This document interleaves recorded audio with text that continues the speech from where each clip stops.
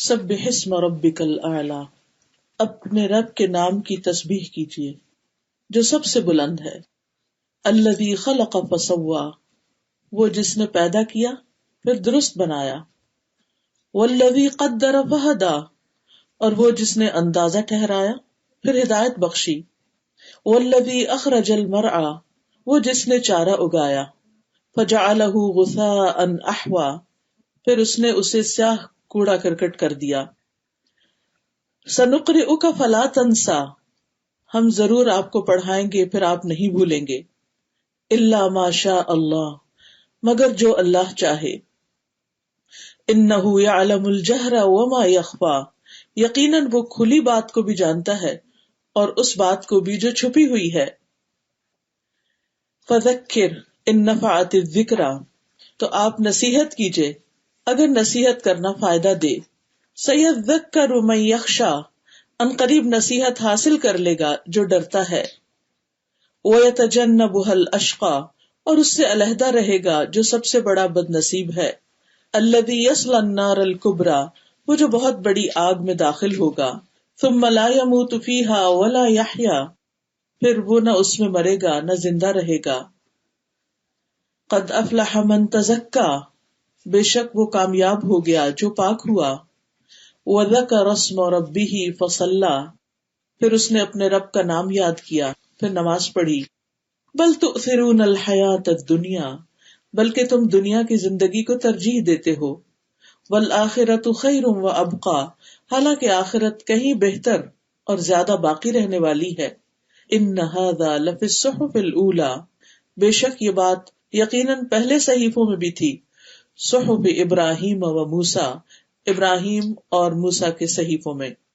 سورۃ الاعلی قرآن مجید کی بہت اہم سورتوں میں سے ایک ہے۔ رسول اللہ صلی اللہ علیہ وسلم اس سورت کو عیدین یعنی دونوں عیدوں اور جمعہ کی نمازوں میں پڑھا کرتے تھے، اور اگر عید اور جمعہ ایک دن میں جمع ہو جاتے، جیسے صبح عید کی نماز ہے دوپہر کو جمعہ کی، تو بھی آپ ان دونوں سورتوں کو ہی نماز میں پڑھتے، یعنی سورۃ الاعلی اور سورۃ الغاشیہ۔ اسی طرح آپ نے یہ سورت ظہر کی نماز میں بھی پڑھی اور فجر کی نماز میں بھی، اور وتر کی پہلی رکعت میں آپ سبح اسم ربک الاعلی پڑھتے اور اس کے بعد قل یا ایھا الکافرون، اور تیسری رکعت میں قل ھو اللہ احد۔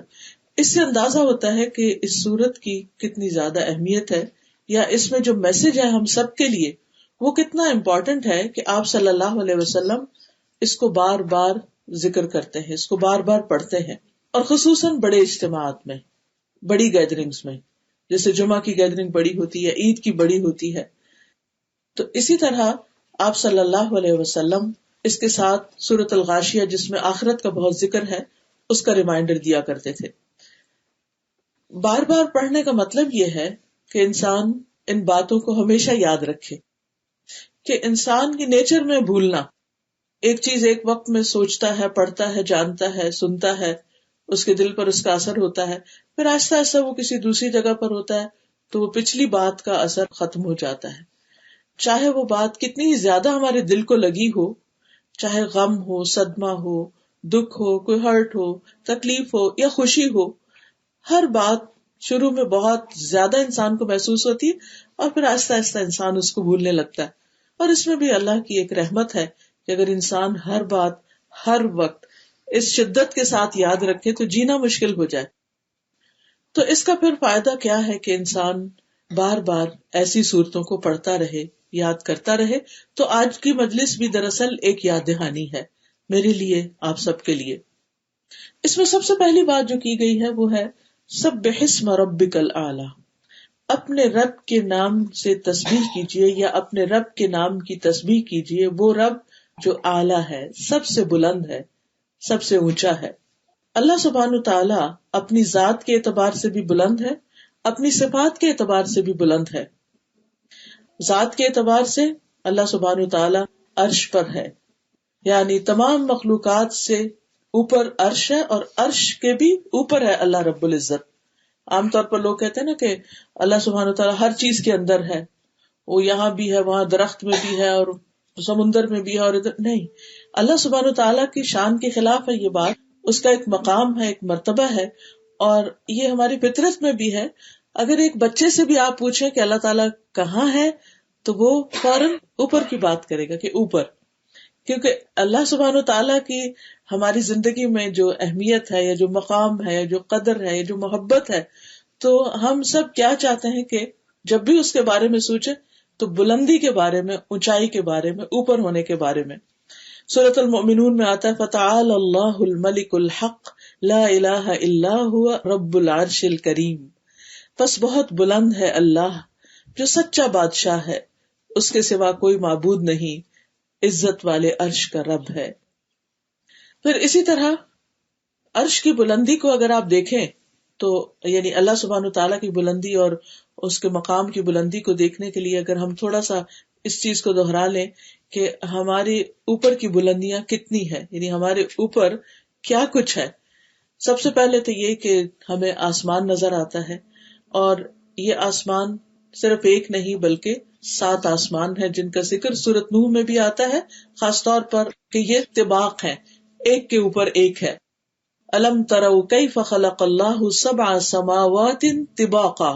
کیا تم دیکھتے نہیں کہ اللہ سبحانہ تعالیٰ نے کس طرح 7 آسمانوں کو اوپر نیچے پیدا کیا. طباق وہ چیز ہوتی ہے کہ جو ایک کے بعد ایک ہوتی ہے. اور پھر اللہ سبحانہ تعالیٰ غور و فکر کی بھی دعوت دیتے ہیں وَإِلَى السَّمَاءِ كَيْفَ رُفِعَتْ. اور دیکھو آسمان کی طرف کہ کیسے بلند کیا گیا، یعنی کتنا اونچا ہے. اور پھر ان 7 آسمانوں کے بعد جنت ہے، اور جنت کے 100 درجے ہیں، اور ہر درجے کا درمیانی فاصلہ رسول اللہ صلی اللہ علیہ وسلم نے اس کے بارے میں فرمایا جنت میں 100 درجے ہیں، ہر 2 درجوں کے درمیان اتنا فاصلہ ہے جیسا کہ زمین اور آسمان کے درمیان کا فاصلہ. سبحان اللہ. یہاں سے ہمیں سب سے بلند ترین چیز جو نظر آتی ہے وہ آسمان ہے. تو جنت میں ایک درجے سے دوسرا درجہ. اچھا، دنیا میں بھی لوگوں کے درمیان درجے ہوتے ہیں، کوئی کسی مقام پر ہوتا ہے، کوئی کسی مقام پر، کبھی علم کے اعتبار سے، کبھی مال کے اعتبار سے، کبھی کسی اور چیز کے اعتبار سے. لیکن وہ درجے، ان میں فرق بہت زیادہ نہیں ہوتا. مگر جنت میں جو پہلے درجے پر ہوگا اس میں اور صرف اس کے نیکسٹ لیول میں اتنا زیادہ فرق ہے جتنا زمین سے آسمان کا فاصلہ ہے. تو آپ دیکھیے کہ ایک ایک درجہ پانے کے لیے انسان کو پھر کتنی طلب، تڑپ، تمنا، نیت اور کوشش کی ضرورت ہے. پھر فرمایا کہ فردوس اس کا اعلیٰ ترین درجہ، سب سے اوپر کا درجہ ہے. اسی سے جنت کی 4 نہریں نکلتی ہیں اور اس کے اوپر عرش ہے. اور جب بھی تم اللہ سے سوال کرو تو جنت الفردوس کا کرو، یعنی اعلیٰ ترین مقام کا. کیونکہ جب انسان اعلیٰ کا سوال کرے گا تو پھر کوششیں بھی اپنی اعلیٰ کرنا شروع کرے گا.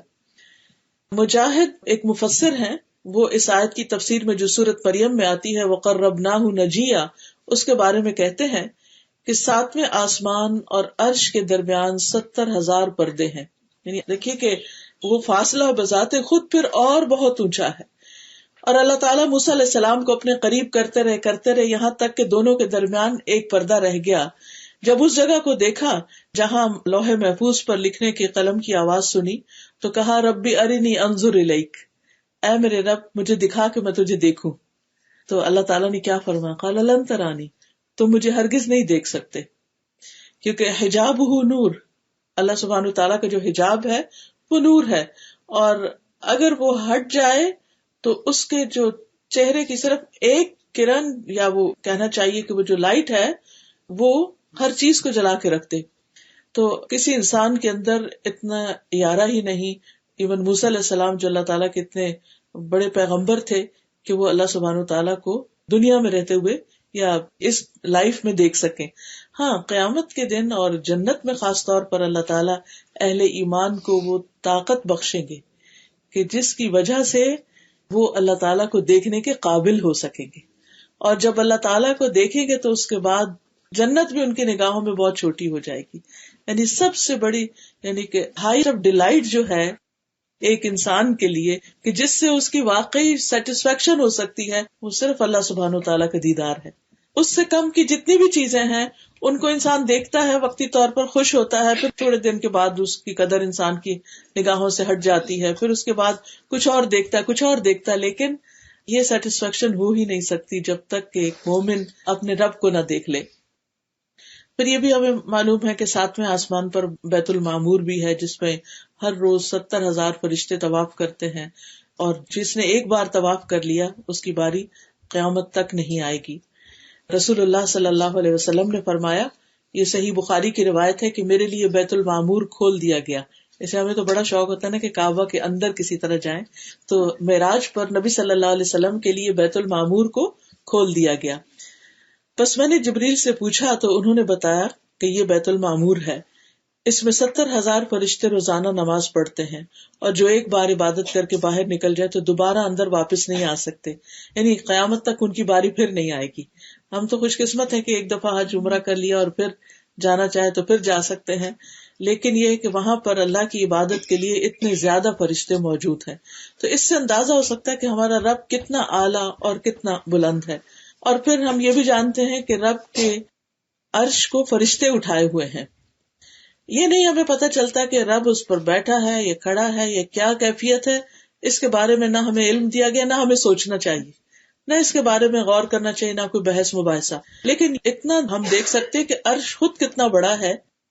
نبی صلی اللہ علیہ وسلم نے فرمایا کہ مجھے اس بات کی اجازت دی گئی کہ میں اللہ کا عرش اٹھانے والے فرشتوں میں سے کسی فرشتے کے بارے میں بیان کروں کہ وہ کتنا بڑا ہے، تو اس کے کانوں کی لو جو ہے، یعنی کان کا جو نچلا حصہ ہے، اس سے کندھے تک، شولڈر تک، اس کا درمیانی فاصلہ 700 سال کی مسافت پر ہے۔ ایک فرشتے کی صرف یعنی گردن ہی سمجھے اس کو، یعنی تو گردن اگر اتنی اونچی ہے تو وہ خود کتنا اونچا ہوگا، اور پھر وہ عرش کو اٹھائے ہوئے ہیں، تو اس سے اندازہ لگائیے کہ 7ویں آسمان کے اوپر کتنی زیادہ اور بلندی ہے کہ جس کے بعد عرش آتا ہے، اور اس عرش کو پھر یہ فرشتہ جو اٹھاتا ہے وہ خود کتنا بڑا ہے۔ ظاہر وہ بڑا ہے تو اتنا ہی فاصلہ ہوگا نا کہ جس کے پرے پھر وہ کھڑا بھی ہو سکتا ہے اور اٹھائے ہوئے بھی ہیں۔ اور ان کے بارے میں آتا ہے بعض روایات میں کہ 4 ہیں اور بعض میں آتا ہے 8، اور قیامت کے دن تو فرشور 8 ہیں۔ قرآن مجید میں آتا ہے وَيَحْمِلُ عَرْشَ رَبِّكَ فَوْقَهُمْ يَوْمَئِذٍ ثَمَانِيَةٌ، اور تیرے رب کا عرش اس دن اپنے اوپر 8 فرشتے اٹھائے ہوئے ہوں گے۔ پھر اسی طرح ان 7 آسمانوں اور عرش کے علاوہ کرسی کا ذکر بھی ملتا ہے۔ یہ کرسی کا ذکر آیت الکرسی میں بھی آتا ہے کہ وسع کرسیہ السماوات والارض، کہ اس کی کرسی آسمان و زمین پر چھائی ہوئی ہے یا اس پر وسیع ہے۔ ابو ذر کہتے ہیں نبی صلی اللہ علیہ وسلم نے فرمایا، اے ابو ذر، کرسی کے مقابلے میں 7 آسمان اس طرح ہیں جیسے بیابان میں کسی جنگل میں کوئی ایک چھوٹا سا رنگ پڑا ہوا ہو، چھلا پڑا ہوا ہو، اور پھر کرسی کے مقابلے میں عرش کا حجم ایسے ہی ہے جیسے چھلے کے مقابلے میں بیابان ہو۔ یعنی پھر وہ کرسی جو یعنی 7 آسمانوں کے سامنے چھوٹی ہے، وہ عرش کے مقابلے میں پھر اتنی چھوٹی، یعنی عرش کی وسعت کو آپ دیکھیے کہ کتنی زیادہ ہے۔ تو اللہ سبحانہ تعالیٰ اپنی ذات کے اعتبار سے انتہائی بلند ہے، تو اس لیے جب ہم اس کی تسبیح کریں، سبح اسم ربک الاعلی، کہ تسبیح کیجئے اپنے رب کے نام کی جو بہت اعلیٰ ہے، تو اس کی بلندی اور اس کی عظمت اور اس کی گریٹنس اور اس کی قدرت وہ ہمارے دل میں آنی چاہیے۔ صرف ہم ایک سبحان اللہ سبحان اللہ سبحان اللہ کر کے تسبیح کر کے ختم نہ کریں، بلکہ اللہ سبحانہ تعالیٰ کو اپنے دل میں، اپنے جذبات میں، اپنے زبان سے ذکر میں اس کو وہ مقام دیں یا اس کی عظمت کو محسوس کیا کریں۔ پھر اللہ سبحانہ تعالیٰ اپنی صفات کے اعتبار سے، اپنے ناموں کے اعتبار سے بھی سب سے بلند ہے۔ قرآن مجید میں اللہ تعالیٰ فرماتے ہیں سبحانہ وتعالی عما یقولون علوا کبیرا، پاک ہے وہ ان باتوں سے اور بہت بلند و برتر جو یہ لوگ بناتے ہیں، یعنی اللہ تعالیٰ کے شان میں جو بات کرتے ہیں جو اس کو زیب نہیں دیتی، اور پھر اسی طرح جو شرک کرتے ہیں، تو اللہ سبحانہ وتعالیٰ ان چیزوں سے بہت اونچا ہے، بہت بلند ہے، ابو ہے۔ جنہوں نے بھی یہ کہا تھا وَأَنَّهُ تَعَالَى جَدُّ رَبِّنَا مَا اتَّخَذَ صَاحِبَةً وَلَا وَلَدًا، بے شک ہمارے رب کی شان بہت بلند ہے، اس نے کسی کو بیوی یا بیٹا نہیں بنایا، اور پھر ہر کمزوری سے پاک ہے۔ آیت الکرسی میں ہم پڑھتے ہیں اللہ لا الہ الا هو الحی القیوم لا تأخذہ سنۃ ولا نوم، کہ اس کو نہ نیند آتی ہے اور نہ اونگ آتی ہے، کیونکہ نیند اور اونگ جو ہے انسان کی ویکنس ہے، کمزوری ہے۔ کوئی کتنا بھی اسٹرانگ ہو، کسی بھی اعتبار سے، فزیکلی ہیلدی ہو انسان یا پھر دیگر کسی اعتبار سے بہت بڑا انسان ہو دنیا میں، یعنی دنیاوی اعتبار سے، لیکن ہم دیکھا ہوگا کہ کوئی ہمیشہ جاگ نہیں سکتا، بالآخر دن بھر کام کر کے آخر اس کو سونا ہی پڑتا ہے. پھر اسی طرح انسان تھک جاتا ہے، لیکن اللہ سبحانہ تعالیٰ تھکتا نہیں. اللہ تعالیٰ فرماتے ہیں وَلَقَدْ خَلَقْنَا السَّمَاوَاتِ وَالْأَرْضَ وَمَا بَيْنَهُمَا فِي سِتَّةِ أَيَّامٍ وَمَا مَسَّنَا مِن لُغُوبٍ. اب بلا شبہ ہم نے آسمانوں اور زمین کو اور جو کچھ ان کے درمیان ہے 6 دنوں میں پیدا کیا، اور ہمیں کسی قسم کی کوئی تھکاوٹ لاحق نہیں ہوئی. ہم تھکے نہیں، یعنی اللہ سبحانہ تعالیٰ نے یہ سب کچھ کیا اور اللہ کو تھکاوٹ لاحق نہیں. اس کے برعکس انسان ایک حد کے بعد تھوڑا سا بھی کام کر کے تھک جاتا ہے. پھر اسی طرح آسمان اور زمین کی کوئی چیز اللہ تعالیٰ کو عاجز نہیں کر سکتی، اللہ تعالیٰ پر غالب نہیں آ سکتی. وہ العزیز الحکیم ہے. پھر اسی طرح اللہ تعالیٰ اپنی مخلوق سے غافل نہیں ہے. وما كنا عن الخلق غافلین، ہر لمحہ ہر ایک کو واچ کر رہا ہے. کوئی پتا نہیں گرتا مگر یہ کہ اس کے علم میں ہوتا ہے. اور پھر یہ کہ اللہ تعالیٰ ہر طرح کے ظلم سے بھی برتر و بالا ہے. وما یظلم ربک احدا. تو حقیقت یہ کہ جتنے بھی اس کے نام ہیں، جتنی بھی صفات، یہ تو بذات خود ایک الگ باب ہے. ایک ایک نام پر انسان گھنٹوں لگا سکتا ہے، اس کی جو صفات ہیں، اور جتنا انسان ان کو جانتا ہے اتنی ہی اللہ تعالیٰ سے محبت بڑھتی چلی جاتی ہے. تو بہرحال خطاب تو نبی صلی اللہ علیہ وسلم سے ہے، لیکن ان کے ساتھ ساتھ ہمیں بھی اس چیز کا حکم دیا گیا، کیونکہ آپ نے پھر تسبیح کرنے کا اپنی امت کو بھی حکم دیا تھا. تو آیت کہہ رہی ہے کہ سبح اسم ربک الاعلی، اپنے اعلی رب کی تسبیح بیان کیجئے. تسبیح کیا چیز ہے؟ تسبیح کا مطلب ہے پاکی بیان کرنا، اس بات کا اظہار کرنا کہ اللہ سبحانہ وتعالی ہر عیب ہر نقص سے پاک ہے. دوسرے لفظوں میں یہ اس کی تعریف ہے، یعنی اللہ تعالیٰ کی تعریف بیان کی جائے. اور پھر یہ بھی یاد رکھیے کہ یہ تسبیح جو ہے یہ صرف دل میں نہ ہو بلکہ زبان کے ساتھ بھی ہو. اور صرف اتنا ہی نہ ہو کہ انسان کہ ہاں میرے دل میں تو اللہ سبحانہ تعالیٰ کی پاکی کا خیال آتا ہے اور اللہ پاک ہے، نہیں، بلکہ اس کے ساتھ ساتھ انسان رب کا نام لے کر اس کی تسبیح کرے، سبحان اللہ کہے. اللہ تعالیٰ کا جو ذاتی نام ہے وہ کیا ہے؟ اللہ، اللہ سبحانہ تعالیٰ. اسی لیے سورۃ الواقعہ میں آتا ہے فسبح بسم ربک العظیم، آپ تسبیح بیان کیجیے اپنے رب عظیم کے نام کے ساتھ، یعنی سبحان اللہ کہیے یا سبحان الملک القدوس، یعنی اللہ تعالیٰ کا کوئی اور نام بھی لے کر اس کے ساتھ سبحانہ کا لفظ کیا جا سکتا ہے. کیونکہ انسان جب اپنی زبان سے اللہ سبحانہ تعالیٰ کا نام لیتا ہے تو پھر اس وقت جو اس کی کیفیت ہوتی ہے وہ کچھ اور ہی ہوتی ہے. یعنی زبان کا بھی ایک رزق ہے اور زبان کی بھی ایک خوشی ہے، اور وہ ہے اللہ کے ذکر میں. ویسے تو زمین و آسمان کی ہر چیز اللہ تعالیٰ کا ذکر کر رہی ہے. قرآن مجید میں سورۃ الاسراء میں آتا ہے تسبح لہ السماوات السبع والارض ومن فیہن، ساتوں آسمان اور زمین اللہ کی تسبیح کرتے ہیں. یعنی آپ جب دیکھیں آسمان کو تو سوچیں یہ اللہ کی تسبیح کرتا ہے. درختوں کو دیکھیں، پہاڑوں کو دیکھیں، نیچر کو دیکھیں، پھولوں کو دیکھیں، پتوں کو دیکھیں، کسی بھی چیز کو تو سوچا کریں یہ میرے رب کی تسبیح کر رہے ہیں. ستاروں کو دیکھیں، سیاروں کو دیکھیں. اور پھر فرمایا وَإِن مِّن شَيْءٍ إِلَّا يُسَبِّحُ بِحَمْدِهِ، کوئی چیز ایسی نہیں جو اس کی تسبیح نہ کر رہی ہو، اس کی حمد کے ساتھ تعریف بھی کرتی ہے ساتھ. وَلَٰكِن لَّا تَفْقَهُونَ تَسْبِيحَهُمْ، لیکن تم ان کی تسبیح کو سمجھتے نہیں، تم نہیں جانتے کہ یہ کس زبان میں کر رہے ہیں یا ان کی تسبیح کرنے کا انداز کیا ہے. إِنَّهُ كَانَ حَلِيمًا غَفُورًا. پھر اسی طرح آپ دیکھیے کہ اللہ سبحانہ تعالیٰ کی تسبیح جو ہے وہ تمام مخلوق کے رزق کی کنجی بھی ہے.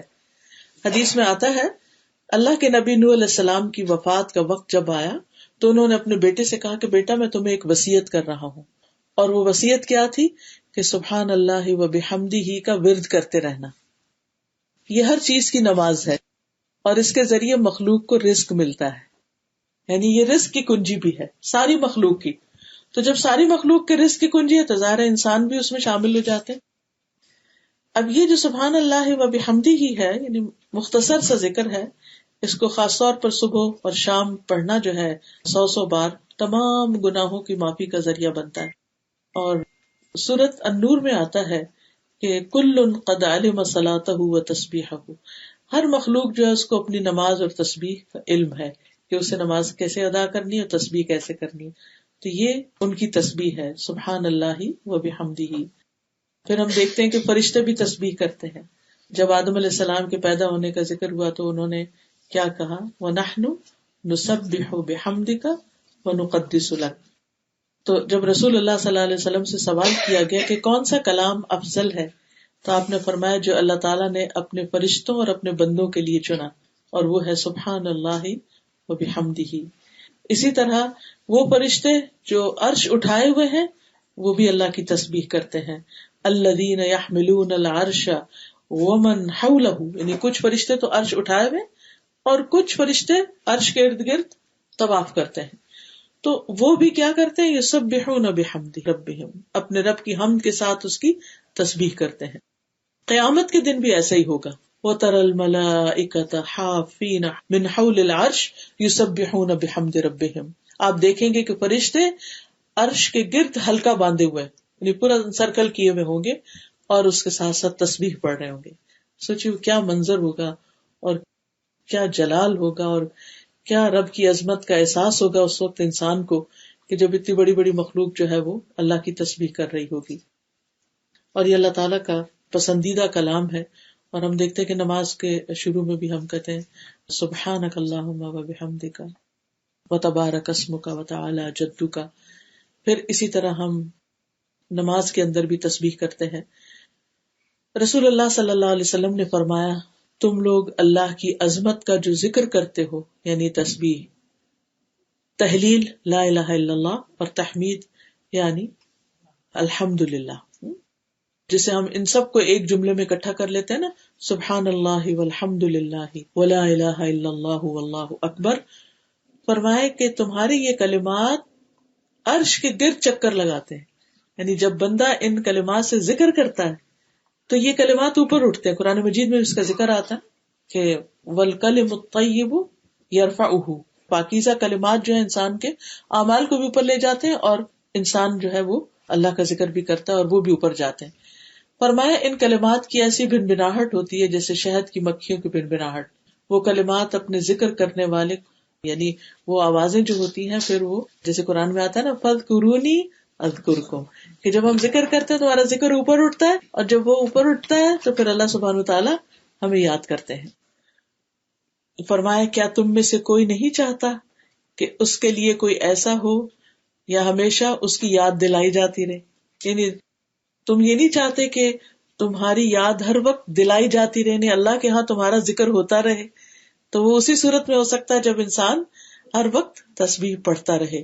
یعنی کام کاج کے دوران اٹھتے بیٹھتے چلتے پھرتے کچھ مشکل نہیں، جیسے حدیث میں آتا ہے کلمتان حبیبتان الی الرحمن خفیفتان علی اللسان ثقیلتان فی المیزان سبحان اللہ و بحمدہ سبحان اللہ العظیم. تو یہ پورا بھی پڑھ سکتے ہیں، اس کو آدھا بھی پڑھ سکتے ہیں کہ دو کلمے جو ہیں اللہ کے یہاں بڑے ہی محبوب ہیں، میزان میں بہت بھاری ہیں، زبان پہ بہت ہلکے ہیں، اور وہ سبحان اللہ و بحمدہ سبحان اللہ العظیم.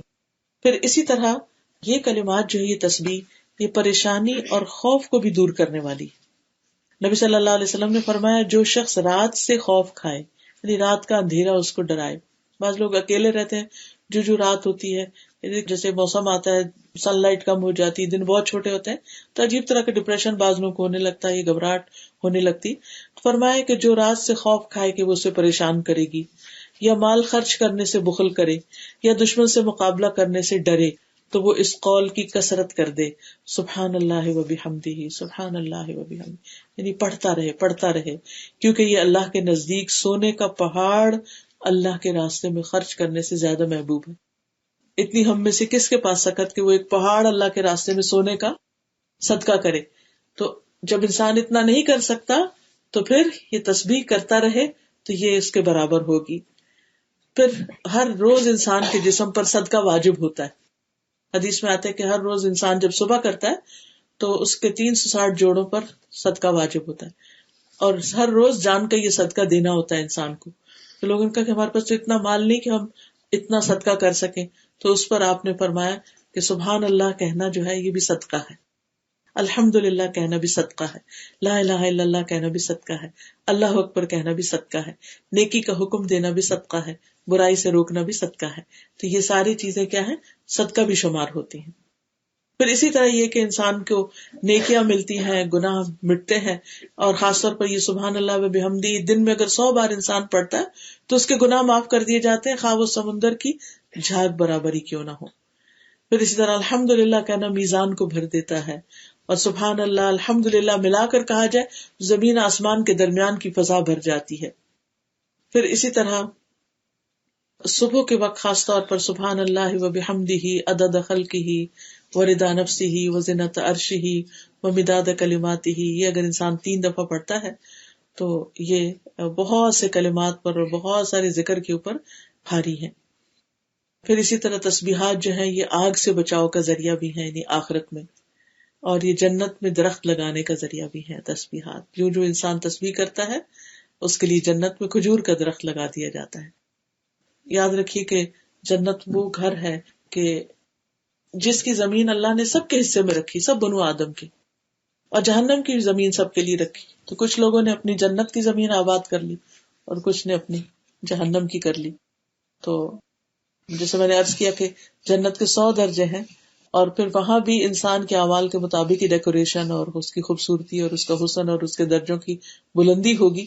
تو اس لیے انسان کو حریص ہونا چاہیے کہ اپنی زبان کو اللہ کے ذکر سے تر رکھے.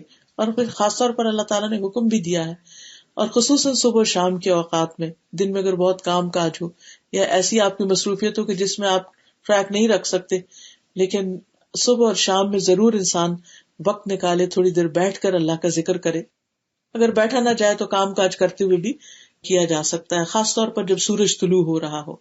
پھر اسی طرح نماز کے آغاز میں, رکوع اور سجدے میں آپ صلی اللہ علیہ وسلم نے سبحان ربی الاعلی اسی آیت کے بعد بتایا تھا کہ سجدے میں یہ شامل کر لیا جائے. اور آپ دیکھیے کہ جب ہم سجدہ کرتے ہیں نا تو بالکل عاجزی کی ہماری کیفیت ہوتی ہے نا, کہ بالکل اللہ کے حضور جھکے ہوئے ہوتے ہیں, اور اس وقت ہم زبان سے کیا نکال رہے ہوتے ہیں, پاک ہے میرا رب جو بڑا ہی اعلیٰ ہے, میں تو بہت چھوٹی چیز ہوں, میں تو حقیر بندہ ہوں, اور اعلیٰ اور بلند اور بزرگ تو میرا رب ہی ہے. پھر نماز کے بعد ہم تسبیح کرتے ہیں 33 بار سبحان اللہ, پھر 33 بار الحمدللہ. اگر 33 بار ناممکن ہو تو پھر کم از کم 10 بار انسان کر لے. پھر اسی طرح سوتے ہوئے کرنا پسندیدہ ہے. حضرت فاطمہ رضی اللہ تعالیٰ عنہا کو آپ نے یہ سکھائی تھی, کیونکہ وہ کام کاج کر کے تھک جاتی تھی, تو آپ نے ان کو بتایا کہ جب تم تھک جاؤ تو یہ تسبیحات پڑھ لو تو تمہاری تھکاوٹ دور ہو جائے گی.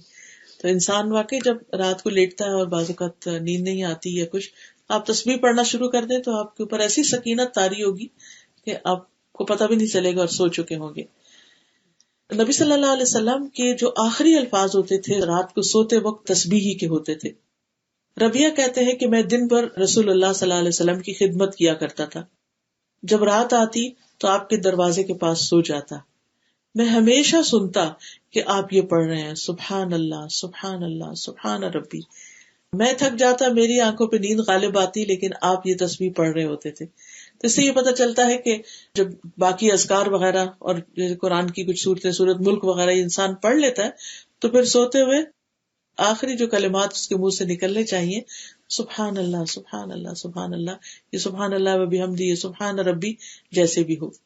اسی طرح رسول اللہ صلی اللہ علیہ وسلم جب قرآن پڑھتے تھے تو جب کوئی خوف والی جہنم والی آیت آتی تو اللہ کی پناہ مانگتے, رحمت والی آیت آتی تو اللہ کی رحمت مانگتے, اور جب ایسی آیت سے گزرتے جس میں اللہ کی تسبیح بیان کی گئی تو آپ بھی سبحان اللہ کہتے. خاص طور پر آپ دیکھیں مسبحات جو ہیں آخری پاروں میں جو صورتیں ہیں جس میں سبح للہ ما فی السماوات و ما فی الارض ریپیٹیڈلی آتا ہے, تو جب آپ پڑھیں تو رک کے آپ بھی اس وقت تسبیح کریں سبحان ربی الاعلی یا سبحان اللہ. اسی طرح بجلی کی کڑک سن کر, اور ویسے بغیر موقع کے بھی انسان اس کو پڑھ سکتا ہے, کیونکہ انسان کی رنج غم دکھ پریشانیاں رزق کی تنگی ان سب چیزوں کا ایک طرح سے علاج ہے. تو فرمایا سبح اسم ربک الاعلی, کون ہے تمہارا رب, الذی خلق فسوی, جس نے پیدا کیا اور پھر درست بنایا. یعنی انسان کو اس طرح اس کو ہموار بنایا کہ اگر یہ اوپر کی سکن نہ ہوتی اور یہ پیڈنگ نہ ہوتی ہماری تو پھر ہر انسان کے لیے دوسرے کو چپتی ہی رہتی اور انسان کے لیے دیکھنے میں بھی تکلیف دہ ہوتا اور ساتھ رہنے کے اعتبار سے بھی. یعنی ہم جو لائف کو اتنا انجوائے کر رہے ہیں یہ اس وجہ سے کہ اللہ سبحانہ وتعالیٰ نے بالکل پرفیکٹ درست بنایا اور بہت سموتھ بنایا. والذی قدر فہدا، وہ جس نے اندازہ ٹھہرایا، تقدیر مقرر کی، پھر ہدایت بخشی. والذی اخرج المرعى، جس نے چارہ اگایا، یعنی صرف انسان کے لیے نہیں بلکہ ساری مخلوقات کے لیے رزق پیدا کیا.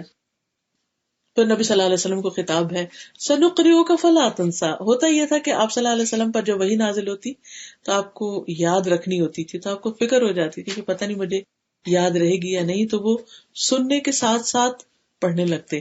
تو اللہ تعالیٰ نے فرمایا کہ نہیں، جب ہم پڑھ رہے ہوں یعنی فرشتہ آپ کو سنا رہا ہو تو اس وقت آپ خاموشی اختیار کر کے صرف سننے پر فوکس کریں. اسی لیے جب کبھی آپ کو امام کے ساتھ نماز پڑھنے کی کسی مسجد وغیرہ میں کبھی تراویح یا کہیں موقع ملے تو خاموشی سے پیچھے سے قرات سننی چاہیے، کیونکہ ہوتا ہی ہے جیسے بہت سے لوگوں کو سورت یاسین یاد ہوتی ہے یا سورت الملک، تو جو ہی امام تراویح پڑھتے پڑھتے اس سورت پہ آتا ہے سارے لوگ پیچھے پڑھنا شروع کر دیتے، تو اس سے امام کی نماز میں خلل ہو سکتا ہے. تو چاہے ہمیں آتا ہو یا نہ آتا ہو، جب امام قرات کر رہا ہو تو ہمارا فرض ہے کہ ہم اس قرات کو سنیں. الا ما شاء اللہ انہ یعلم الجہر وما یخفی، مگر جو اللہ چاہے ہم ضرور آپ کو پڑھائیں گے، پھر آپ نہیں بھولیں گے، یعنی آپ بے فکر ہو جائیں. اللہ سبحانہ وتعالیٰ نے جو ذمہ داری آپ پر ڈالی ہے لوگوں تک یہ کلام پہنچانے کی، تو پھر وہی آپ کی حفاظت کرے گا اور آپ کو یہ سکھا دے گا. پھر ہے وَنُيَسِّرُكَ لِلْيُسْرَىٰ، ہم آپ کے لیے آسانی پیدا کریں گے، یعنی ہم آپ کی آسانی کی طرف رہنمائی کریں گے. اب زندگی میں انسان پر مشکلات بھی آتی ہیں لیکن اس کے ساتھ ساتھ آسانی بھی ہوتی ہے. قرآن مجید میں آتا ہے اِنَّ مَعَ الْعُسْرِ یسرا، تنگی کے ساتھ آسانی بھی ہے. لیکن یہ آسانی کب ہوتی ہے؟ مشکلات میں آسانیاں کب ہوتی ہیں؟ غم جھیلنا آسان کب ہوتے ہیں؟ تکلیفیں برداشت کرنا آسان کب ہوتا ہے؟ وہ اس وقت ہوتا ہے جب انسان کے اندر کچھ کوالٹیز ہوتی ہیں، کچھ چیزیں اختیار کرتا ہے. نمبر 1 تقوی. سورۃ الطلاق میں اللہ تعالیٰ فرماتے ہیں وَمَن يَتَّقِ اللَّهَ يَجْعَل لَّهُ مِنْ أَمْرِهِ يُسْرًا، جو شخص اللہ سے ڈرے گا تو اللہ تعالیٰ اس کے کام میں آسانی پیدا کر دے گی. سورۃ اللیل میں آتا ہے فَأَمَّا مَنْ أَعْطَى وَاتَّقَى وَصَدَّقَ بِالْحُسْنَى فَسَنُيَسِّرُهُ لِلْيُسْرَىٰ، پھر جس نے مال خرچ کیا، دیا اور تقوی اختیار کیا اور نیکی کی باتوں کی، بھلائی کی باتوں کی تصدیق کی، تو ہم اسے آسان راستے پر چلنے کی سہولت دیں گے، یعنی اس کے لیے ہم آسانیاں پیدا کر دیں گے. اسی طرح جو شخص کسی دوسرے کے لیے آسانی پیدا کرتا ہے اللہ تعالیٰ اس کے لیے آسانیاں کر دیتے ہیں. ایک شخص تھا بنی اسرائیل میں، وہ لوگوں کو قرض دیا کرتا تھا اور اس نے اپنے غلام کو کہہ رکھا تھا کہ اگر کوئی شخص آئے اور نہ ادا کر سکے تو اس پہ سختی نہیں کرنا، اس کو ڈیل دے دینا، مہلت دے دینا، اور اگر کوئی ایسا جو دے ہی نہیں سکتا واپس تو اس کو معاف کر دینا. تو اس کے اس طرز عمل، اس اخلاق کی وجہ سے اللہ سبحانہ تعالیٰ نے اس کو بخش دیا، اس کے لیے آسانی فرما دی. اور ویسے بھی حدیث ہے، نبی صلی اللہ علیہ وسلم فرمایا جس نے کسی مومن سے دنیا کی تکلیفوں میں سے کسی تکلیف کو دور کیا، اللہ تعالیٰ اس سے قیامت کے دن کی تکلیفوں میں سے کسی تکلیف کو دور کر دے گا.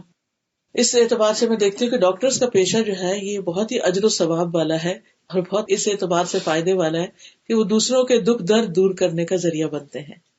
ایسے محنت ہوتی ہے، مشقت ہوتی ہے، اور بعض اوقات اس محنت کی وجہ سے اور اس تکلیف اور اپنے آپ کو تکانے کی وجہ سے پریشان بھی ہو جاتا ہے. لیکن اگر انسان اپنی نیت یہ رکھے اپنے کام پر جاتے ہوئے کہ میں جا رہا ہوں تاکہ اللہ میرے ذریعے لوگوں کے دکھ درد دور کرے، تو انشاءاللہ اللہ سبحانہ تعالیٰ اس نیت کی وجہ سے، ٹھیک ہے وہ اس کی جاب ہے، وہ اس کا کام ہے، لیکن نیت کے بغیر ہے، اس میں بھی فائدہ ہے. اور وہ فائدہ کیا ہے؟ دنیا کا فائدہ. لیکن جب انسان اس نیت سے جاتا ہے کہ میں دوسروں کا دکھ دور کروں، تو آپ دیکھیے کہ اس کے کام کی کوالٹی بھی بڑھ جائے گی. وہ کام کر کے چاہے وہ تھکا ہو، اس کے اندر ایک خوشی کا بھی احساس ہوگا کہ میں نے کسی کا دکھ دور کیا، اور پھر اجر ہی اجر ہے، اور اللہ سبحانہ وتعالیٰ اس کے بدلے اس انسان کے دکھ دور کرے گا. اور پھر جس نے کسی تنگ دست پہ آسانی کی، اللہ اس پر دنیا اور آخرت میں آسانی کرے گا.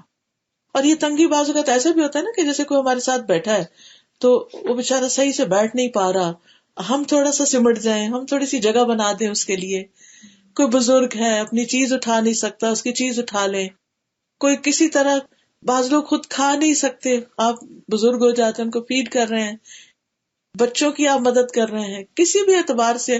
تو اپنے گھر کے کام کاج میں بھی اگر آپ لگے ہوئے ہیں تو ان کو خوشی سے کیجئے کہ میں ان کی تکلیف دور کر رہی ہوں، اللہ تعالیٰ میری تکلیف کو دور کرے گا.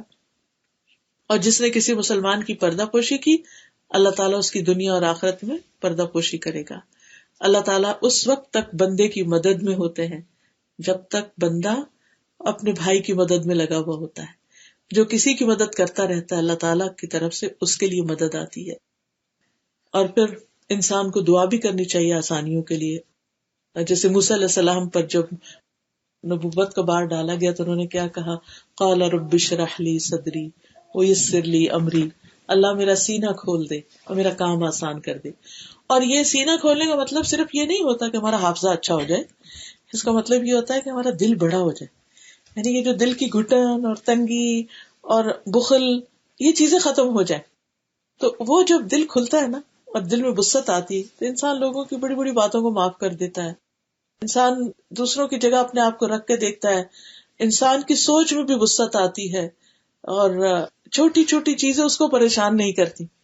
تو یہ دعا صرف اس وقت نہیں پڑھنی چاہیے جب ہم کوئی لیکچر دے رہے ہوں یا ہم صرف کوئی کتاب پڑھ رہے ہوں یا کوئی ایگزام ہو یا بچوں کو بتائیں، بلکہ عام زندگی میں بھی اس کو پڑھنا چاہیے کہ اللہ تعالیٰ میرا سینہ وسیع کر دے. یعنی جب دل بڑا ہوتا ہے نا تو انسان دوسروں کے دکھ درد بھی سن لیتا ہے، ان کے ساتھ ہمدردی بھی کر لیتا ہے، اور ان کی بہت سی زیادتیوں کو بھی، وہ اتنا بڑا ہے کہ بس پھینکتے جاؤ، اندر پھینکتے جاؤ جیسے کوئی چیز گم ہو جائے، نظر ہی نہ آئے. تو ایسا شخص اپنے دل پہ کوئی چیز ایسی نہیں رکھتا کہ جو اس کے لیے یا دوسروں کے لیے پھر تکلیف کا باعث ہو. پھر وَسَنُيَسِّرُكَ لِلْيُسْرَىٰ فَذَكِّرْ إِن نَّفَعَتِ الذِّكْرَىٰ سَيَذَّكَّرُ مَن يَخْشَىٰ وَيَتَجَنَّبُهَا الْأَشْقَىٰ. آپ نصیحت کیجئے اگر نصیحت فائدہ دے.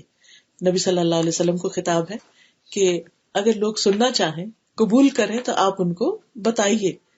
کیونکہ سورۃ الذاریات میں آتا ہے وَذَكِّرْ فَإِنَّ الذِّكْرَىٰ تَنفَعُ الْمُؤْمِنِينَ. آپ نصیحت کرتے رہیے کیونکہ نصیحت مومنوں کو فائدہ دیتی ہے. اور آپ نے دیکھا ہوگا کہ بعض اوقات ہم جیسے اپنے ہی بچوں کو کوئی بات کہتے ہیں تو اس وقت وہ لگتا ہے انہوں نے سنی نہیں یا وہ سننا نہیں چاہ رہے، لیکن اگر ہم نہ کہیں ان کو تو اس کو بھی وہ مس کرتے ہیں اور اس کا ہمیں اندازہ نہیں ہوتا. ایک دفعہ ایسے میں نے غصے میں آ کے اپنے بیٹے سے کہا کہ اب میں اس کے بعد تمہیں نہیں کہوں گی، تو اس نے کہا نہیں آپ مجھے کہتی رہیں گی، کیپ ٹیلنگ می.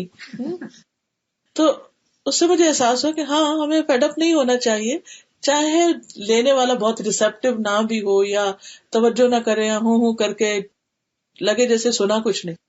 تو ہم نے دیکھو کہ ہم سب کے ساتھ بھی ایسا ہے نا کہ جب ہم چھوٹے تھے تو ہمارے ماں باپ ہمیں کئی باتیں کہتے تھے جو ہمیں سمجھ نہیں آتی تھی اور اس وقت ان کا فائدہ نہیں ہوا یا ہم نے اٹھایا نہیں ان باتوں سے، لیکن بڑے ہو کے پھر ہمیں یاد فلاں موقع پر مجھے یہ نصیحت کی گئی تھی، فلاں موقع پر یہ بات کہی گئی تھی. تو وہ زندگی میں کہیں نہ کہیں کسی نہ کسی موقع پر فائدہ دیتی ہے. تو اس لیے اگر آپ کے پاس کوئی بھی اچھی بات ہے کسی کو بتانے کے لیے تو اس کو بتاتے رہیے. ہو سکتا ہے اس وقت وہ شخص ویلیو نہ کرے لیکن بعد میں اس کو سمجھ آ جائے. رسول اللہ صلی اللہ علیہ وسلم نے فرمایا مومن اس حال میں پیدا کیا گیا ہے کہ وہ آزمائش میں مبتلا ہونے والا، توبہ کرنے والا، بھولنے والا ہوتا ہے، لیکن جب اسے نصیحت کی جاتی ہے تو قبول کر لیتا ہے، مان جاتا ہے. پھر اسی طرح نبی صلی اللہ علیہ وسلم کو یہ بھی حکم دیا گیا تھا فَذَكِّرْ بِالْقُرْآنِ مَن يَخَافُ وَعِيدٍ. قرآن کے ساتھ اس شخص کو نصیحت کیجیے جو میرے عذاب سے ڈرتا ہو. نصیحت کس کو فائدہ نہیں دیتی؟ عموماً اس کو جس کا دل غافل ہو یا جو اس سے منہ موڑ جائے یا جو اس کا انکار کرے. عبداللہ بن مسعود کہتے ہیں کہ رسول اللہ صلی اللہ علیہ وسلم نے فرمایا اللہ تعالیٰ کو سب سے زیادہ ناپسندیدہ بات یہ لگتی ہے کہ ایک آدمی دوسرے سے کہے کہ اللہ سے ڈرو اور وہ آگے سے جواب دے کہ تم اپنی فکر کرو. یہ جملہ جو ہے اللہ تعالیٰ کو سخت ناپسند ہے.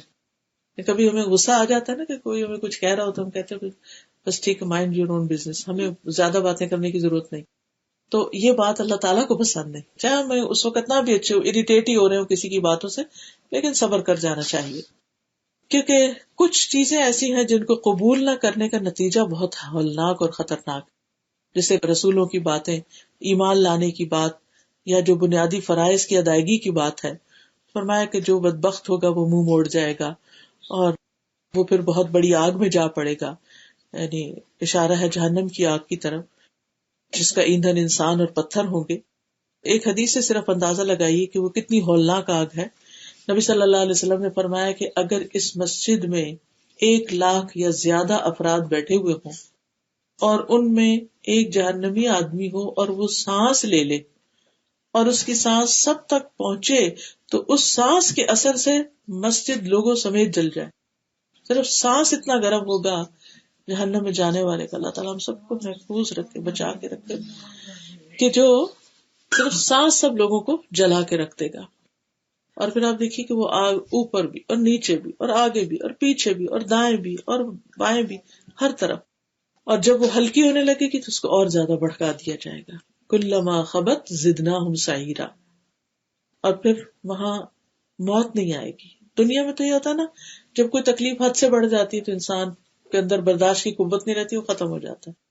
لیکن وہاں پر برداشت کی قوت بھی اتنی دے دی جائے گی اور انسان نہ مرے گا اس میں اور نہ جیے گا. کھال پہ کھال بدلی جائے گی تاکہ لوگ عذاب کا مزہ چکھتے رہیں. اللہ تعالیٰ ہم سب کو اس سے محفوظ رکھے. اس سے بچنے کے طریقے کیا ہیں اب سورت کے آخر میں وہ بتائے گئے. فرمایا قد افلح من تزکا وذکر اسم ربہ وصلی. یقیناً کامیاب ہو گیا وہ جس نے تزکیہ کیا، جس نے پاکیزگی اختیار کی. وذکر اسم ربہ، اور اپنے رب کا نام ذکر کیا. وصلی، پھر نماز پڑھی. تو 3 کام بتائے گئے. نمبر 1 تزکیہ، نمبر 2 ذکر، اور نمبر 3 نماز. یہ 3 چیزیں ہمیں اپنی زندگی میں لازم پکڑ لینی چاہیے اللہ کے ہاں کامیاب ہونے کے لیے. سب سے پہلی چیز جو ہے وہ تزکیہ. عربی زبان میں تزکیہ کہتے ہیں. تزکیہ کے اندر 2 چیزیں، ایک ہے تخلیہ اور ایک ہے تحلیہ. تخلیہ کا مطلب ہوتا ہے کہ کسی چیز کو خالی کرنا، صاف کرنا. جیسے مثال کے طور پر جب آپ اپنے برتن ڈش واشر میں ڈالنے لگتے ہیں تو پہلے کیا کرتے ہیں؟ خالی کرتے ہیں، ان کو رنس کرتے ہیں اور پھر اس کو اندر رکھتے ہیں. تو پھر اس میں آپ سوپ وغیرہ ڈالتے ہیں جو بھی، اور وہ پھر اس کو دھوتا ہے اور وہ چمکا دیتے ہیں، صاف ستھرے ہو جاتے ہیں. تو یہی تزکیہ کا عمل ہے کہ انسان اپنے نفس کا تزکیہ 2 طریقوں سے کرے. نمبر 1 کہ اس کے اندر جو بھی کوئی ال فیلنگز ہیں کسی کے لیے، یا شیطانی وسوسے ہیں، یا اللہ کے بارے میں ایمان یا توکل میں کمی ہے، تو ان چیزوں کو باہر نکالے، اس شک کو اور شہوات اور شبہات اور خواہشات کو. اور پھر دوسرا یہ کہ اس کے اندر اپنے دل کو مزین کرے، دل کو خوبصورت بنائے، بیوٹیفائی کرے. اور وہ ہوتا ہے ایمان سے، تقوی سے، اللہ کے توکل سے، اللہ پر توکل کرنے سے. یعنی وہ چیزیں جو اللہ تعالیٰ کو ہم سے چاہیے وہ ہم اپنے دل میں رکھیں، اور اس کی روشنی ایسی ہو کہ کوئی بھی شیطان کا وسوسہ ہے تو وہ اس کو ختم کر کے رکھتے. تو یہ تزکیہ کا عمل جو ہے یہ انسان زندگی بھر جاری رکھتا ہے. تزکیہ دل کا بھی ہوتا ہے، تزکیہ زبان کا بھی ہوتا ہے کہ زبان سے انسان ایسے الفاظ اور ایسے باتیں کرنا چھوڑ دے کہ جو دوسروں کے لیے تکلیف اور اذیت کا باعث ہو. پھر اسی طرح انسان اپنی ظاہری زندگی میں بھی طہارت کا اہتمام کرے، پاکیزگی کا، اپنے لباس، اپنے جسم، اپنے رہنے سہنے کی جگہ، اپنے ہر چیز کے اندر صفائی ستھرائی کا اہتمام کرے. کیونکہ ان اللہ یحب التوابین ویحب المتطہرین. دوسری چیز یہ ہے وذکر اسم ربہ، اپنے رب کا نام لے، اپنے رب کا ذکر کرے. تو ذکر میں دعا بھی آتی ہے، تسبیح بھی آتی ہے، نماز بھی آتی ہے، قرآن بھی آتا ہے. سب سے پہلی چیز تو دعا ہے. چھوٹی چھوٹی چیز جو ہے اس میں انسان اللہ سبحانہ وتعالیٰ کی طرف رجوع کرے اور اللہ کی طرف راغب ہو اور اس سے دعا کرے کہ یا اللہ تو میرا تزکیہ کر دے، تو مجھے پاک کر دے، تو مجھے اپنے محبوب بندوں میں شامل کر لے. پھر اسی طرح اس میں ذکر اور تزکیہ دونوں میں پھر کیا آتا ہے کہ انسان جو عمل بھی کرے چھپا کے کرے، یعنی ریاکاری سے بچے. امام غزالی کی کتاب احیاء علوم الدین میں وہ فضیل بن ایاز کا ایک کوٹیشن لکھتے ہیں کہ جدید دور کی ریاکاری، یا دیکھیے کہ وہ 1000 سال پہلے کی بات ہے، اس وقت کہتے ہیں جدید دور کی ریاکاری، کہتے ہیں پہلے لوگ تو ان کاموں کو دکھاتے تھے، شو آف کرتے تھے جو انہوں نے کیے ہوتے تھے، اور اب کے دور میں لوگ ان چیزوں کا شو آف کرتے جو انہوں نے کیا نہیں ہوتا.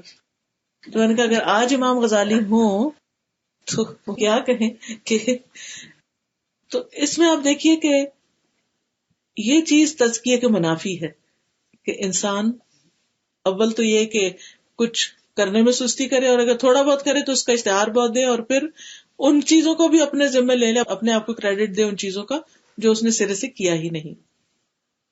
پھر اسی طرح تزکیہ میں فائدہ دیتا ہے موت کو یاد رکھنا. انسان جب اپنے آخری گھر، اپنی منزل، اپنی کل کی زندگی کو دیکھتا ہے تو مسلسل کوشش کرتا ہے.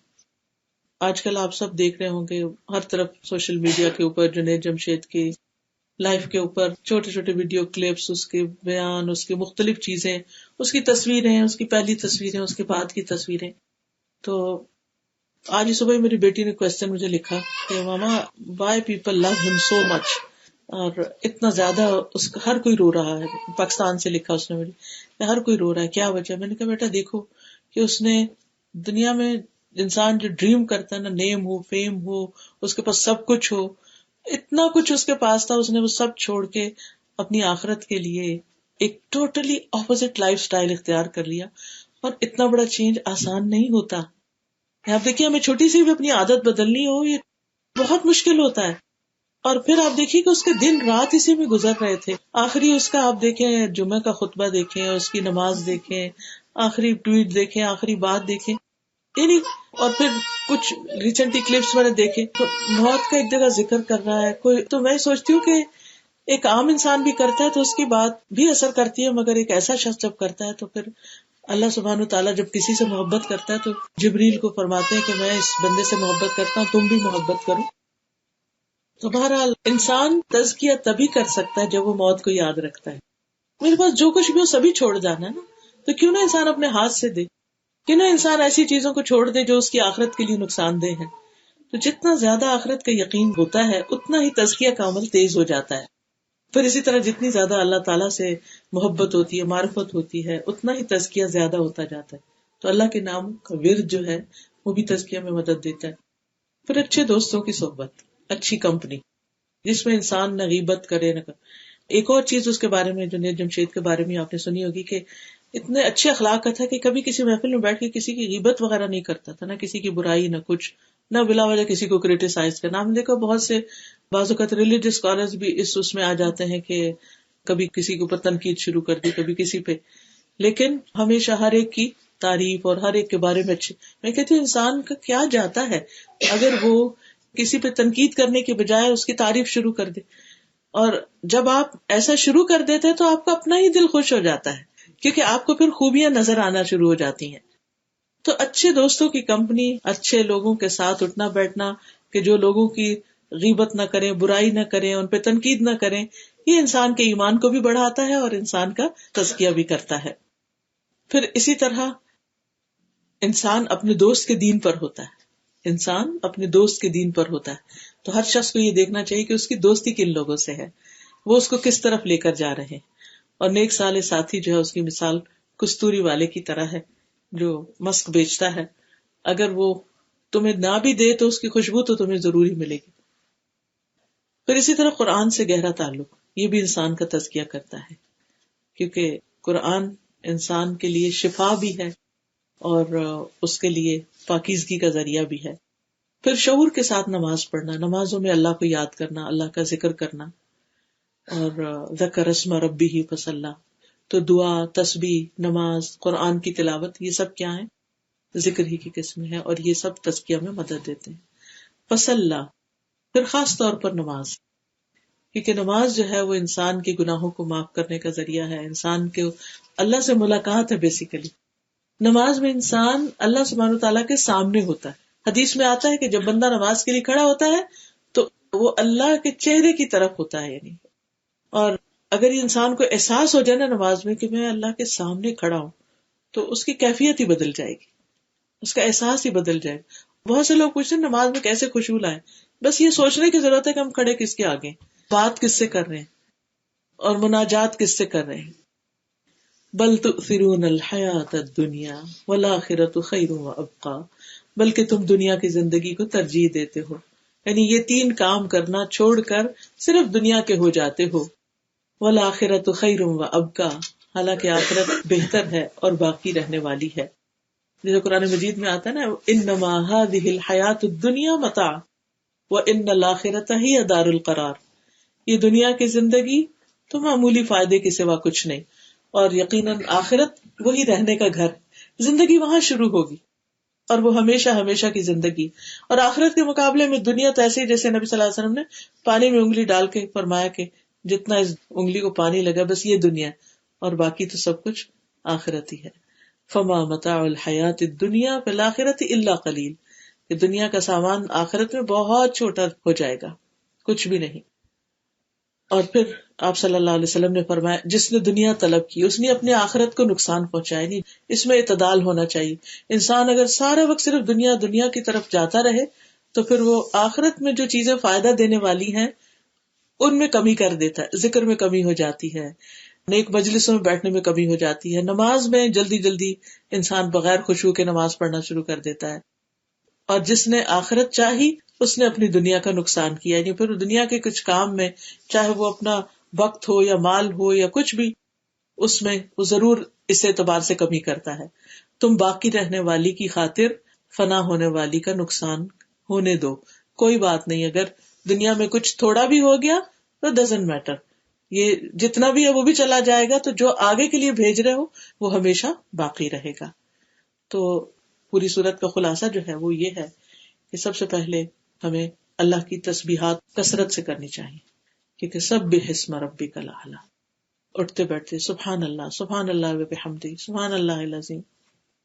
دوسری بات یہ کہ خیر کی کوئی بات سامنے آئے تو اس کو دلچسپی سے پڑھنا یا سننا یا لینا چاہیے, یعنی خوشی سے لینا چاہیے. پھر جنت کا شوق رکھنا چاہیے اور جہنم سے پناہ مانگنی چاہیے. دعا کرنی چاہیے کہ اللہ تعالیٰ ہمیں تو آگ سے محفوظ رکھنا. اسی لیے ہم دیکھیں جب ہم یہ دعا کرتے ہیں نا, ربنا آتنا فی الدنیا حسنۃ وفی الآخرۃ حسنۃ, اور خاص طور پر آخر میں پھر کیا, دنیا کی بھلائی بھی مانگ لی, آخرت کی بھی مانگ لی, وقنا عذاب النار. تو یہ ہمیں اپنی دعا میں لازم شامل کر لینا چاہیے. دن میں کم از کم ایک دفعہ یہ دعا لازم پڑھیں, ربنا آتنا فی الدنیا حسنۃ وفی الآخرۃ حسنۃ وقنا عذاب النار, اور ہمیں آگ کے عذاب سے بچا لے. پھر یہ کہ ہمیں اپنے تزکیہ نفس کی کوشش کرتے رہنا چاہیے, اور اس کے لیے جو ہنٹس میں نے دیے ہیں چند ایک چیزیں کی رہنمائی کی ہے ان کو. اور پھر نماز کے ذریعے اللہ کا قرب تلاش کرنے کی کوشش کرنی چاہیے, کیونکہ سجدے میں انسان سب سے زیادہ اللہ کے قریب ہوتا ہے. تو جو شخص اللہ سے محبت کرتا ہے اس کو سجدے میں بڑا ہی لطف آتا ہے, اس کے سجدے بھی لمبے ہو جاتے ہیں, کیونکہ جو جس سے محبت کرتا ہے وہ اس سے ملنا چاہتا ہے, اس کے قریب ہونا چاہتا ہے. تو جب انسان اللہ سے محبت کرتا ہے تو اس کی علامت کیا ہے, نشانی کیا ہے, کہ پھر اس کو نمازوں سے محبت ہونے لگتی ہے. اور اگر ایسی محبت نہیں تو وہ بھی مانگ لینی چاہیے کہ اللہ تعالیٰ ہمیں محبت دے دے, نمازوں کو ہماری آنکھوں کی ٹھنڈک بنا دے, کہ ہم جو بھی پڑھے خوشی سے پڑھے, بوجھ اتارنے والی بات نہ ہو. اور آخری چیز یہ کہ دنیا کے مقابلے میں ہم آخرت کو ترجیح دیں. اللہ سبحانہ تعالیٰ ہمیں اس کی توفیق عطا فرمائے. یہ یلو کارڈ ہوگا آپ کے پاس. یہ ابھی ہم نے بات کی نا کہ جو شخص تقوی اختیار کرتا ہے اللہ تعالیٰ اس کے کاموں میں آسانی پیدا کر دیتا ہے. تو یہ تقوی حاصل کرنے کی دعا ہے. تو یہ دعا میں آپ کو کہلوا دیتی ہوں ایک دفعہ, تاکہ آپ گھر میں بھی اس کو پڑھ لیا کریں. تو دعا کا فائدہ یہ ہوتا ہے کہ انسان جن چیزوں کو اپنی زندگی میں مشکل پاتا ہے وہ آسان ہونے لگتی. اللہم البسنا, ارے ڈاکٹر بھی, تاکہ آپ کو اگر کوئی لفظ پڑھنے میں مشکل ہو تو آسانی ہو جائے.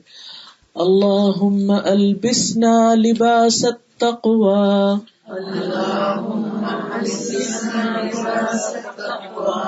اللہم البسنا اللهم ألبسنا لباس التقوى وألزمنا كلمة التقوى واجعلنا من أولي النهى وأمتنا حين ترضى وأدخلنا جنة المأوى واجعلنا ممن بر واتقى وصدق بالحسنى ونهى النفس عن الهوى واجعلنا ممن تيسره لليسرى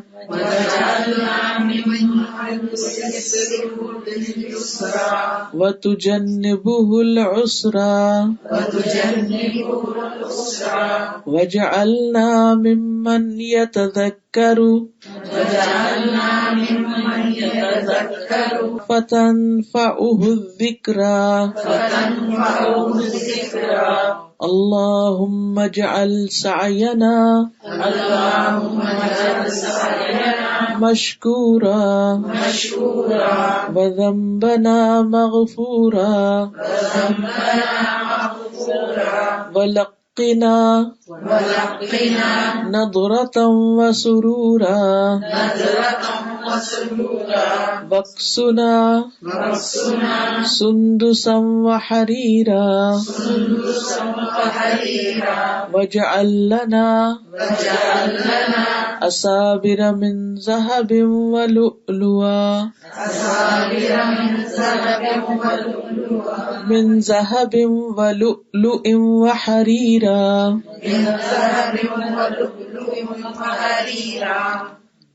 ترجمہ ہے اللہم اے اللہ البسنا لباس التقوی، ہمیں تقوی کا لباس پہنا، یعنی ہماری ہر چیز کے اندر تقوی ہو، الزمنا کلمۃ التقوی، اور ہمیں تقوی والی بات سے یعنی ہمارے لیے لازم کر دے، وجعلنا من اولی النہی، اور ہمیں عقل مند لوگوں میں شامل کر دے، وامتنا حین ترضی، اور ہمیں اس وقت موت دینا جب تو ہم سے راضی ہو، وادخلنا جنت المأوی، اور ہمیں جنت المأوی میں داخل کر دینا، وجعلنا ممن بر واتقى، اور ہمیں ان لوگوں میں شامل کر دینا جو نیک ہیں اور انہوں نے تقوی اختیار کیا، وصدق بالحسنى، اور نیکی کی بھلائی کی تصدیق کی ہے، ونہى النفس عن الهوى، اور اپنے نفس کو خواہشات سے روکا ہے، وجعلنا ممن تيسره لليسرى، اور ہمیں ان لوگوں میں شامل کر دے جن کے لیے تو آسانی پیدا کرے گا، یعنی ان کو آسان راہ دکھائے گا، وتجنبه العسرى، اور ان کو مشکل سے بچائے گا، وجعلنا ممن يتذكر فتنفعه الذکرى، اور ہمیں ان لوگوں میں شامل کر دے کہ جو نصیحت پکڑتے ہیں تو نصیحت ان کو فائدہ دیتی ہے، اللہم اجعل سعینا مشکورا، اے اللہ ہماری کوشش کو قابل قدر ٹھہرا، وذنبنا مغفورا، اور ہمارے گناہ کو بخش دے، ولقنا نضرۃ وسرورا، اور ہمیں تر و تازگی اور خوشحالی عطا کر، وقسنا سندسا وحریرا، اور ہمیں سندس اور حریر یعنی ریشم عطا کر، وجعل لنا اساور من ذهب ولؤلؤ وحریرا، اور ہمارے لیے کنگن سونے اور موتی کے اور ریشم کا لباس بنا دے، یعنی آخرت میں انشاءاللہ۔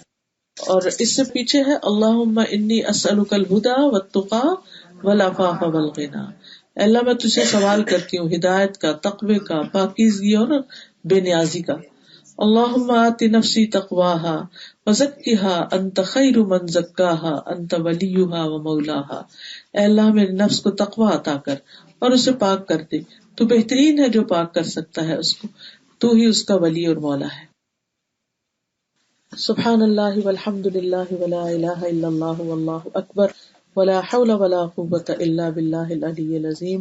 اللہم صلی علی محمد وعلی آل محمد کما صلیت علی ابراہیم وعلی آل ابراہیم انک حمید مجید۔ اللہم بارک علی محمد وعلی آل محمد كما باركت على إبراهيم وعلى آل إبراهيم إنك حميد مجيد.